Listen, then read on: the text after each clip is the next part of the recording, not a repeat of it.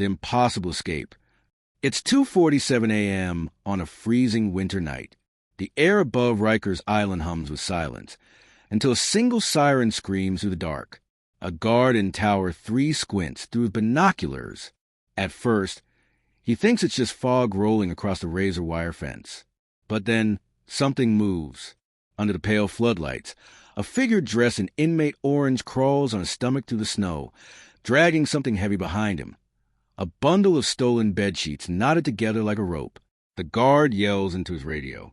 "Control, we got movement by the north fence. Possible escape in progress." Searchlights whip across the yard. Dogs bark in the distance.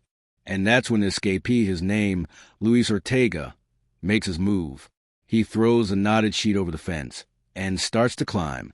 Halfway up, alarms explode across the island. Helicopters rise from the city. The ground trembles with boots and shouts. But Luis keeps climbing. He's bleeding, freezing, and desperate. Just 5 more feet. Then, from behind, another spotlight hits him, and he freezes like a ghost caught in daylight. A voice echoes from below. "Ortega, you're not getting off this island." Cut to black. The narrator's voice lowers. But this wasn't just another inmate trying to run. What Luis did, and what he discovered inside Rikers, would make this one of the most unbelievable prison escape attempts in New York history. The man who dared to escape. Before that freezing night, Luis Ortega was just another name in the Rikers system, a 27-year-old with a short temper and a long list of mistakes. He wasn't a violent criminal. In fact, his story started with something small, a bar fight gone wrong that spiraled into an assault charge. He thought he'd do 6 months, maybe a year. But then Rikers happened. The first thing he noticed when they brought him in was the smell: bleach, metal, and fear. The guards didn't smile, and the other inmates didn't blink. Everyone just watched. Luis was sent to Building 4, C Block, the section inmates called the Pit. He quickly learned that in Rikers, every second counts. You don't make eye contact too long. You don't speak unless spoken to. And you never trust a friendly face. His first week, someone stole his sneakers. Second week, he saw a fight in the showers that ended in silence. By the third week, he realized something. No one ever left Rikers the same way they came in. The plan. It started as a whisper. An older inmate named Reggie, who'd been inside longer than anyone could remember, told him about the tunnel. Every prison has rumors, but this one sounded real, an old maintenance route under the laundry room that hadn't been sealed since the 1980s. Reggie said he'd seen it once when the guards moved him for cleaning duty. "It's narrow," he warned, "but if you crawl fast, you could reach the outer fence." Luis didn't believe him until he saw it himself. One night during laundry duty, he slipped behind the dryers and felt a draft from the floor. Under a rusty metal grate was darkness. Deep, cold, endless. That's when the idea took root. He started watching the guards' routines. When they switched shifts, when the cameras blinked, when the yard lights flickered. He wrote it all down in his mind. For months, he played the role of a quiet, harmless inmate. But at night, he was memorizing blueprints. He'd found a way, or at least, he thought he did. The first attempt. It was supposed to be simple. Slip out during laundry duty. Crawl through the vent. Reach the fence before sunrise. But nothing in Rikers is simple. The grate was heavier than he expected, and the metal screamed when he lifted it. He froze, listening for footsteps. Nothing. He lowered himself into the hole and crawled. The air was thick with dust, and the tunnel walls scraped his skin raw. After 20 minutes, he reached a small opening, but instead of leading outside, it opened into an abandoned storage room. He wasn't free. He was still inside Rikers, just deeper. Before he could climb out, the door opened. A flashlight beam hit his face. It was Reggie. "You weren't supposed to try yet," Reggie hissed. "You ain't ready for the real way." The real way? Luis realized there was more to this escape than he thought. Reggie told him about something darker. A network of inmates who'd been planning something for years. Smugglers, guards, even staff, all tied to an underground trade route to the prison's old drainage system. If Luis wanted out, he'd have to earn their trust. And that meant doing something he'd never done before. The narrator pauses. And that's where everything started to fall apart. The deal with the devil. To join the escape circle, Luis had to smuggle something. Not drugs, but a key. A guard named Morales had lost his set during a brawl in C Block, and rumors said one of the gangs had it. That key could open half the doors in the West Wing, including the hallway that led to the outer yard. Luis's job was to find it.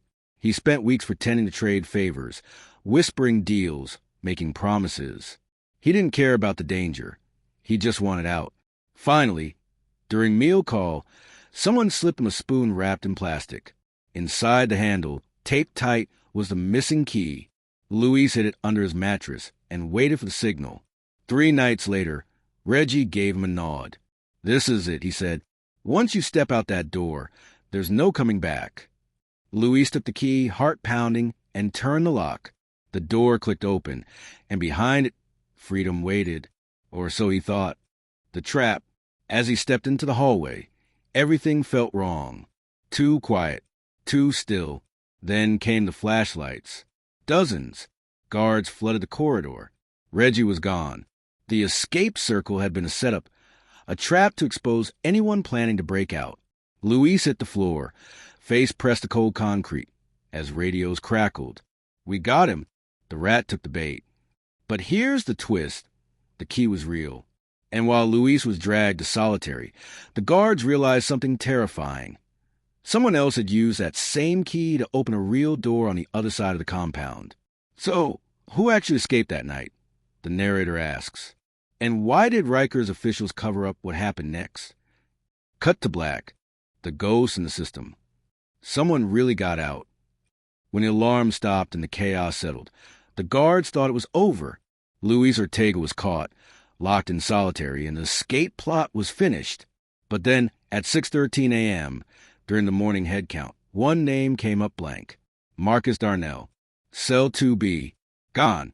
His bunk was empty. His clothes, folded neatly, and his ID band, sliced in half, sat on the pillow like a taunt. "That's impossible," one officer whispered. "No one gets out of this island." But someone had. The lieutenant ordered a lockdown. Every gate slammed shut. Helicopters circled the island. They tore through laundry rooms, vents, maintenance tunnels. Nothing. Marcus Darnell had simply vanished. And what no one realized yet was that Marcus had been working with Reggie all along, not Luis. Luis had just been the distraction, the tunnel of ghosts, the forgotten passage. Hours later, while in solitary confinement, Luis sat on the cold floor replaying everything. The flashing lights, the fake escape, the look on Reggie's face before disappearing. Something didn't add up. Through the tiny window in his door, he could hear the other inmates whispering through the vents. "Yo, they say someone made it off the island. He's gone for real, bro." Luis didn't believe it. Until the next night, a guard named Miller came to deliver his food tray and muttered, almost too quietly. He used the old drain under the boiler room. Luis froze. The boiler room was 2 levels below laundry, the same area he had almost reached. It meant the tunnel wasn't just a rumor. It was real. He remembered what Reggie had once said. Every prison's got a ghost door, one no one talks about. The camera would zoom in on Luis's face, his eyes widening as the realization hit. The plan was never to help him escape. It was to use him as a decoy. While the guards hunted Luis above ground, Marcus crawled to the old drainage shaft below. And by the time the alarms went off, Marcus was already halfway across the island, deep in the forgotten maintenance lines built decades earlier when Rikers was just landfill and mud. The Vanishing Point, a door that shouldn't exist. Meanwhile, the prison's tactical unit discovered something strange near the facility's west perimeter. Behind a rusted panel in the drainage ditch, there was a sealed metal hatch. It wasn't on any blueprint. When they forced it open, they found muddy footprints, fresh ones, leading out toward the edge of the island. The footprints ended at the shore.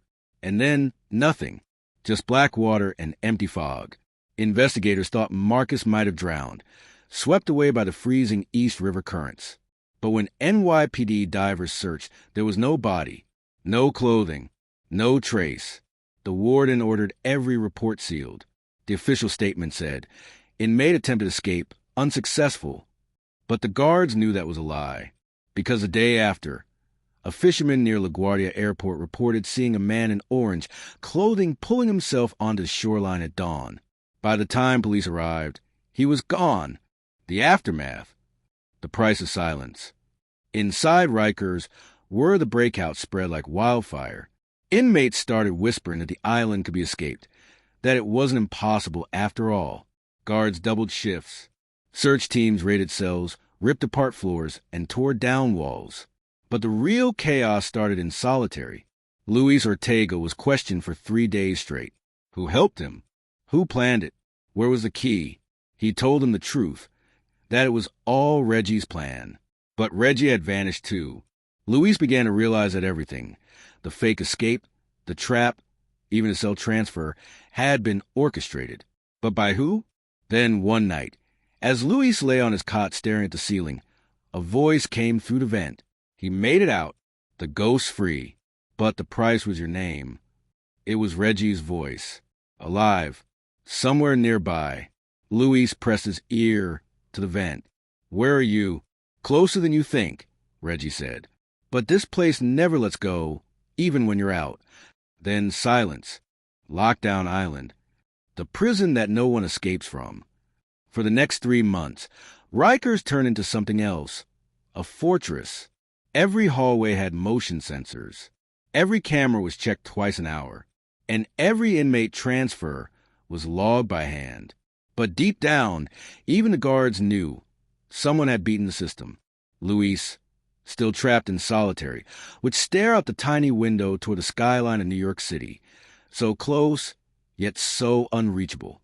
He'd wonder if Marcus had survived the water, if he was free somewhere out there, living under a new name, or if Rikers had sent someone to find him.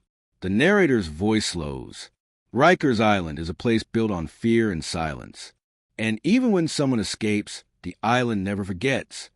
The final image would fade in, the dark outline of Rikers from above, surrounded by black water, floodlights flickering across concrete walls. Then the faint echo of that guard's voice from the first scene. "You're not getting off this island." The man who vanished. The world outside the fence. When Marcus pulled himself from the freezing river, the skyline of New York shimmered before him like a mirage. He lay there on the muddy shoreline, half dead, shivering, lungs burning. Every instinct screamed to keep moving. He stripped off his orange shirt, buried it under the sand, and stumbled barefoot along the narrow industrial path beside the water. It was quiet, too quiet. For the first time in years, there were no guards shouting, no locks clanging, just the city breathing beyond the bridge. But Marcus knew freedom came with a price. He had no ID, no money, and every cop in the city would be looking for him within hours. He found an old maintenance shack, broke the padlock, and hid inside. There, using a broken mirror, he stared at his reflection, a face he barely recognized. "You did it," he whispered to himself. "You actually did it." Outside, the distant hum of helicopters began to fade. He wasn't safe, but he was alive. For now. The cover-up. Rikers writes its own history. Back on the island, the warden gathered the senior staff in a locked meeting room. Papers were scattered across the table. Escape reports, witness statements, surveillance footage, most of it conflicting. "We can't let this hit the news," the warden said coldly. "No one escapes from Rikers. No one." They fabricated a report claiming Marcus had drowned attempting to flee through the drainage ditch. His file was stamped deceased accidental. The official narrative was sealed that same night. Meanwhile, the guards who had been on duty were quietly transferred. Cameras near the boiler room were replaced. Even the tunnel itself was welded shut. At least, that's what they claimed. But one guard, Officer Miller, the same man who'd whispered to Luis, knew the truth. He'd seen the footprints himself. He'd seen where they led. "You can bury a man," he muttered to himself, "but not the truth." The hunt begins. Ghosts in the city. 3 days later, an NYPD officer found a man's prison band in a trash bin in Queens. The number matched Marcus Darnell. Suddenly, the drowned inmate story didn't hold up. Police quietly began searching hospitals and shelters, asking if anyone had seen a man with injuries consistent with river exposure. But every lead turned cold, until one night, a 911 call came from a diner on Astoria Boulevard. A waitress reported a man acting paranoid, mumbling about the island watching him. When officers arrived, the man was gone, but the waitress remembered something chilling. He said his name was Marcus, and that he could still hear the sirens. The walls still follow. Freedom isn't always free. Marcus couldn't sleep. Every sound reminded him of the prison. The buzz of fluorescent lights, the echo of boots, the clank of gates. He wandered the city's outskirts, hiding in abandoned warehouses, surviving off vending machines and kindness. He wrote everything in a small, stolen notebook. Names, times, sketches of tunnels, and one message written in shaky pen. Rikers doesn't end at the fence. He realized something terrifying. The people who helped him escape weren't trying to free him. They were using him. Through fragments of overheard conversations, Marcus pieced it together. There was a network operating under Rikers, guards, staff, outsiders, using prisoners as pawns in a smuggling system that ran beneath the island. And now, Marcus was a loose end. The same people who got him out would do anything to silence him before he spoke. The return. Back where it all began. 2 weeks later, a body washed up near Hunts Point in the Bronx. No ID, no fingerprints. Just a tattoo on the shoulder that read, "Freedom has a price."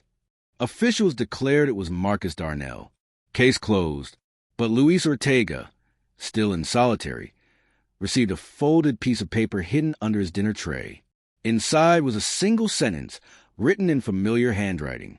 Still watching the island. Luis's hands trembled. Marcus wasn't dead. Or if he was, someone wanted him to believe otherwise.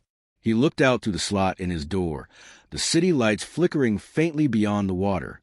The narrator's voice fades in.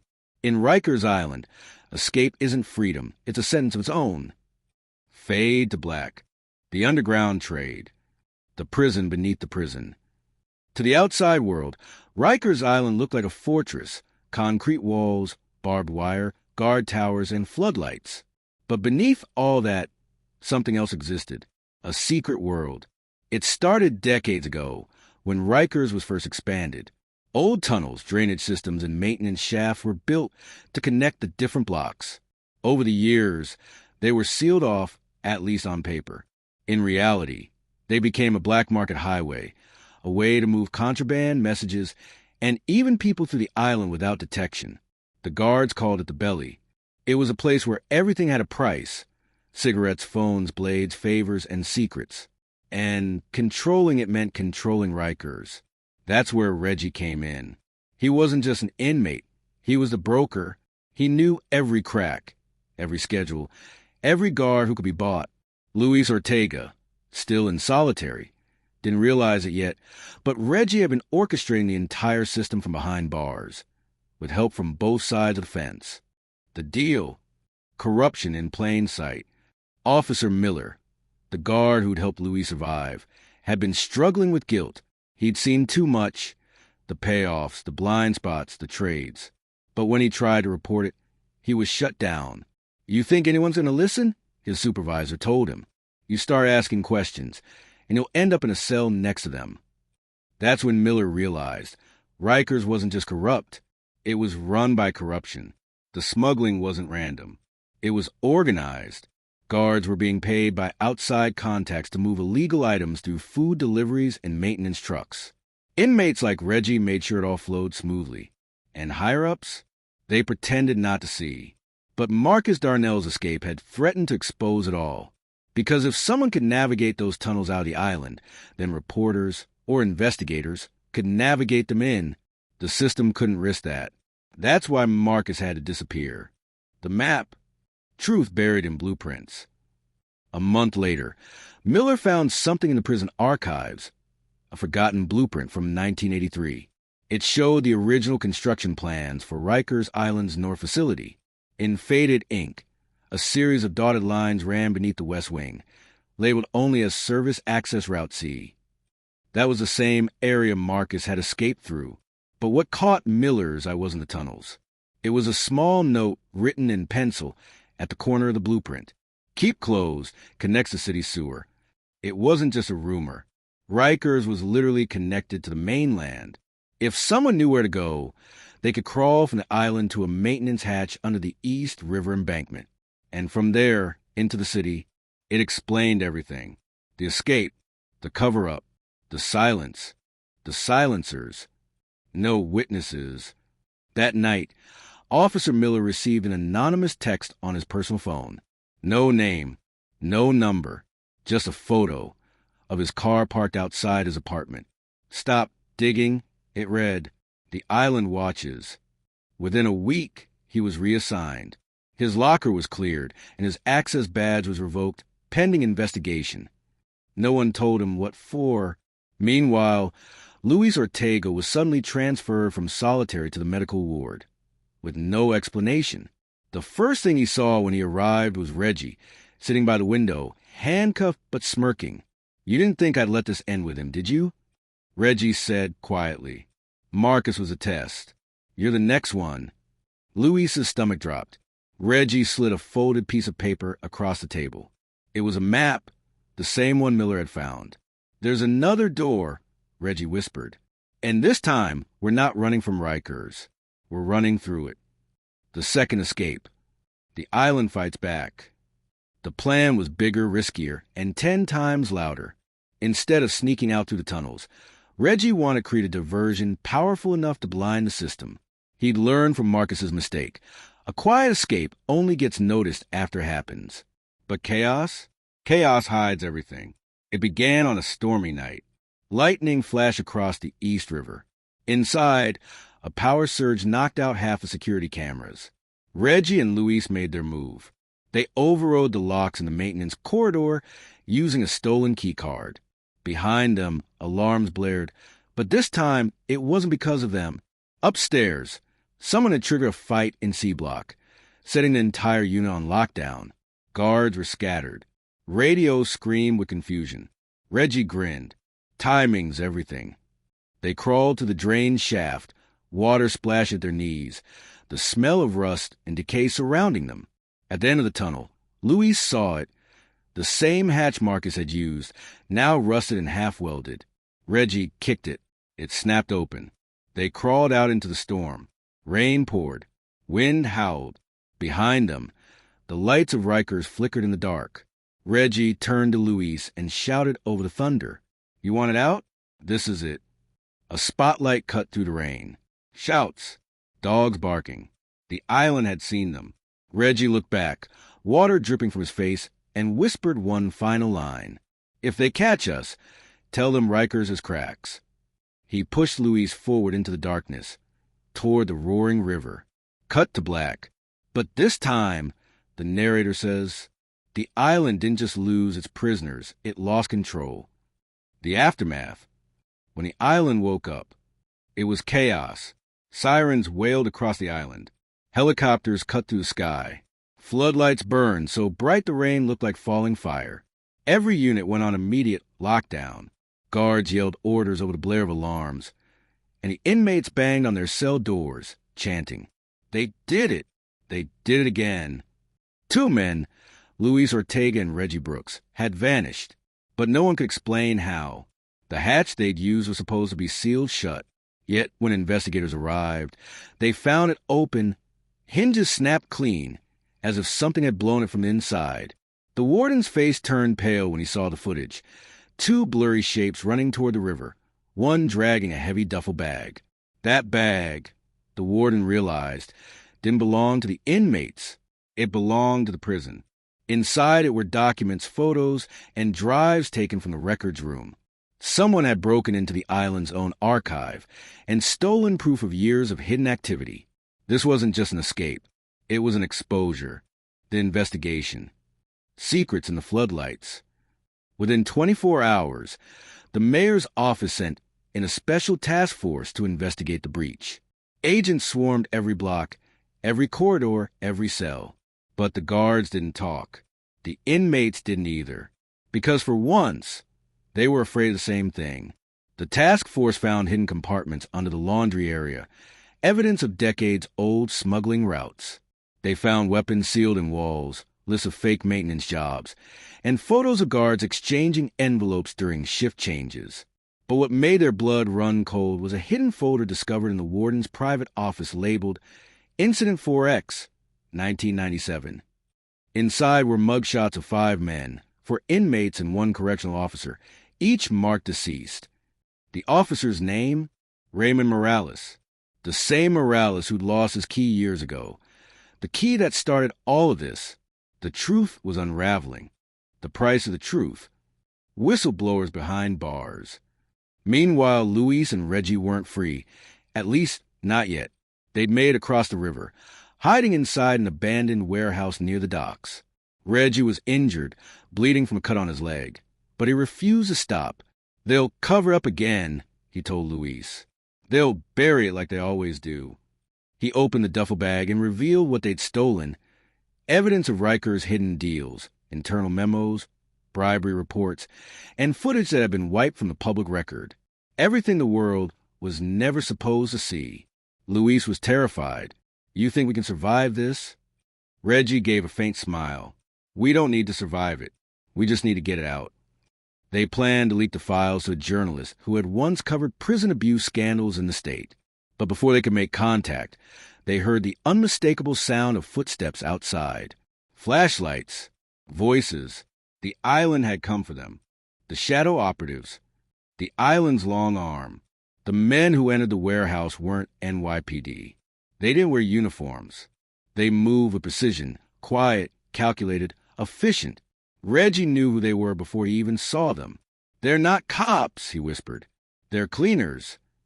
In the shadows, Luis clutched the evidence bag tight. They ran to the back exit, slipping into the rain, headlights flashing behind them.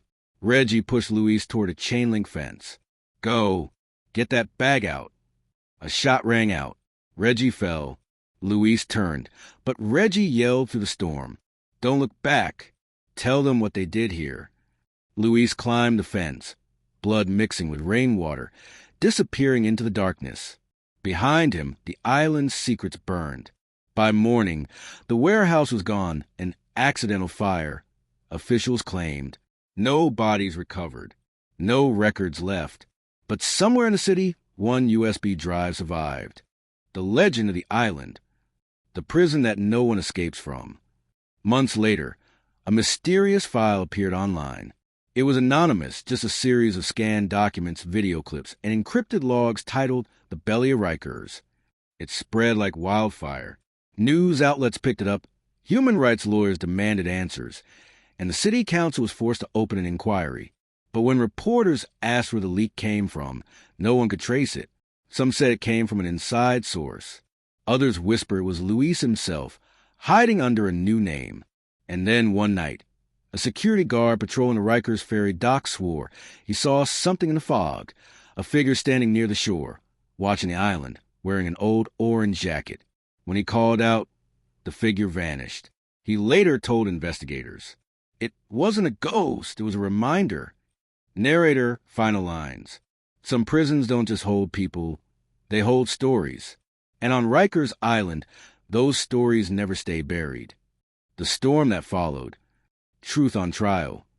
The leak hit harder than anyone expected. The files titled The Belly of Rikers exposed a timeline of abuse, corruption, and decades of silence. They showed secret tunnels used for contraband, falsified reports, guard payoffs, and at least 7 unexplained disappearances. The media went wild. For the first time in modern history, New York City was forced to face the reality of Rikers Island. Not as a prison, but as a hidden city built on fear and profit. Lawmakers called it a system that feeds on itself. And in a move that stunned everyone, an independent commission ordered a full investigation into the facility. But while the city demanded answers, one question remained. Who leaked the files? The return of Luis Ortega, the voice of the forgotten. 6 months later, in a small church shelter in Brooklyn, a journalist received an unmarked envelope. Inside was a flash drive. On it, a video. The footage opened with a familiar face, older, thinner, but unmistakable. Luis Ortega. He spoke slowly, his voice steady but heavy. They said no one escapes from Rikers. Maybe that's true, because even if your body gets out, your mind never leaves. He told the world everything. The trap, the fake escape, Reggie's death, the tunnels, and the truth behind the second breakout. He named names. He exposed the system. Then he ended the recording with one chilling line. Rikers Island doesn't need walls to hold you. It just needs silence. Break that and you're free. The video went viral. Millions watched. The consequences. Collapse of the fortress. The fallout was immediate. Several senior officials resigned. Others were indicted for conspiracy and evidence tampering. The prison's internal network, once thought impenetrable, crumbled. Dozens of guards were questioned about side deals, smuggling operations, and their connections to outside gangs. The state announced a plan to finally shut down Rikers Island within the next few years. But for those who lived through it, people like Luis, the closure didn't mean victory. It meant memory. He disappeared again soon after the video surfaced. Some say he fled the city under a new name. Others say he still lives near the water, watching the island through binoculars every night, waiting for its lights to go out forever. The legend lives on. The prison that watched back. Even after the investigations ended, strange stories kept surfacing. Construction workers claimed to hear voices through the old tunnels. Guards swore they saw flickering flashlights in sealed corridors. And on quiet nights, the river patrol said they sometimes caught sight of a faint orange reflection moving along the shoreline. They called it the ghost of Rikers. But those who knew the truth said it wasn't a ghost. It was history, the echo of every man who tried to escape, and every truth that was buried. No one escapes forever. Visual scene, cinematic aerial shot, Rikers Island at dusk. The last ferry pulls away. Floodlights fade one by one, leaving only the faint glow of the city skyline. A lone voice narrates the ending. Rikers Island was built to keep people in, but in the end, it became a prison for the city itself, a reflection of every system that hides its cracks behind concrete and steel. Cut to Luis's voice from his final recording. You can escape the bars. You can cross the water. But the real prison is what stays with you. Montage. Old photos of inmates, newspaper headlines, protests, city hearings, then, finally, an image of the island from above, fading into darkness. And that's the truth about Rikers Island. The prison that no one escapes from.